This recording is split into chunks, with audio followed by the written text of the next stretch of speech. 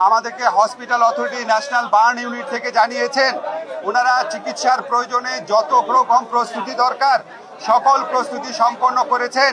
তারপরে যদি প্রয়োজন হয় বিদেশ থেকে চিকিৎসক আনাবেন, যদি প্রয়োজন হয় বিদেশে আমাদের এই শিক্ষার্থীদের যারা বার্ন ইউনিটে আহত অবস্থা আছে নিয়ে যাবেন। আমাদের চিকিৎসা পুনর্বাসনে কোনো রকম কোনো ঘাটতি থাকবে না। মর্মান্তিক দুর্ঘটনা কেন ঘটলো অবশ্যই আমরা তদন্ত করে দেখব। আমাদেরকে hospital authority national burn unit থেকে জানিয়েছেন ওনারা চিকিৎসার প্রয়োজনে যত রকম প্রস্তুতি দরকার সকল প্রস্তুতি সম্পন্ন করেছেন। তারপরে যদি প্রয়োজন হয় বিদেশ থেকে চিকিৎসক আনাবেন, যদি প্রয়োজন হয় বিদেশে আমাদের এই শিক্ষার্থীদের যারা বার্ন ইউনিটে আহত অবস্থা আছে নিয়ে যাবেন। আমাদের চিকিৎসা পুনর্বাসনে কোনো রকম কোনো ঘাটতি থাকবে না। আজকে আমাদের জাতির জীবনে বিরাট বড় একটা ট্র্যাজেডির দিন।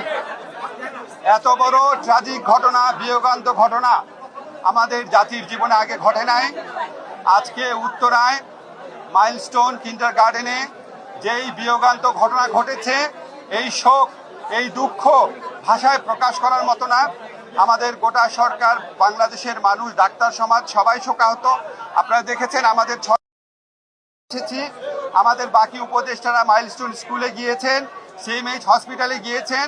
আমাদেরকে hospital authority national burn unit থেকে জানিয়েছেন ওনারা চিকিৎসার প্রয়োজনে যত রকম প্রস্তুতি দরকার সকল প্রস্তুতি সম্পন্ন করেছেন। তারপরে যদি প্রয়োজন হয় বিদেশ থেকে চিকিৎসক আনাবেন, যদি প্রয়োজন হয় বিদেশে আমাদের এই শিক্ষার্থীদের যারা বার্ন ইউনিটে আহত অবস্থা আছে নিয়ে যাবেন। আমাদের চিকিৎসা পুনর্বাসনে কোনো রকম কোনো ঘাটতি থাকবে না। কিন্তু কোনো কিছুর বিনিময়েও আমরা আজকে যা হারিয়েছি সেটা শোক পূরণ করার মতো না। আমরা আগামীকাল রাষ্ট্রীয়ভাবে শোক দিবস ঘোষণা করা হয়েছে, পতাকা অর্ধনমিত থাকবে এবং আমাদের প্রধান উপদেষ্টা বারবার ফোন করে খবর নিচ্ছেন যারা আহত অবস্থায় আছেন, যারা সংকটাপন্ন অবস্থায় আছেন, তাদের পাশে আমরা সবাই এসে দাঁড়াবো।